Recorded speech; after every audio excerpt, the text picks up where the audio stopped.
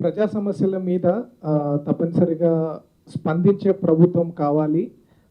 ప్రజల సమస్యల మీద నిరంతరం కూడా ప్రజలతో పనిచేసే సంఘాలతో టచ్లో ఉండే ప్రభుత్వం కావాలి అని తెలంగాణ ప్రజలు కోరుకున్నారు. ప్రజా సంఘాలుగా మేమందరం కూడా కోరుకున్నాము. ఆ దిశలో ఈ ప్రభుత్వం అడుగులు వేస్తుందని మేమంతా కోరుతున్నాము. ఈరోజు మీటింగ్ ఆ దిశలోనే ఒక అడుగు అనే రకంగా మేము చూస్తున్నాము. తప్పనిసరిగా పౌర సమాజంలో పనిచేసే వాళ్ళు ఎవరైతే నిపుణులు ఉంటారో, ప్రజలతో కలిసి మమేకమై పనిచేసే వాళ్ళు ఉంటారో, వాళ్ళ సలహాలు తీసుకోవడానికి కొన్ని మెకానిజమ్స్ ప్రభుత్వంలో ఏర్పడాలని ఏదైతే కోరామో దానికి సానుకూలంగా స్పందించడం జరిగింది. సో దానిని మేము వెల్కమ్ చేస్తున్నాము.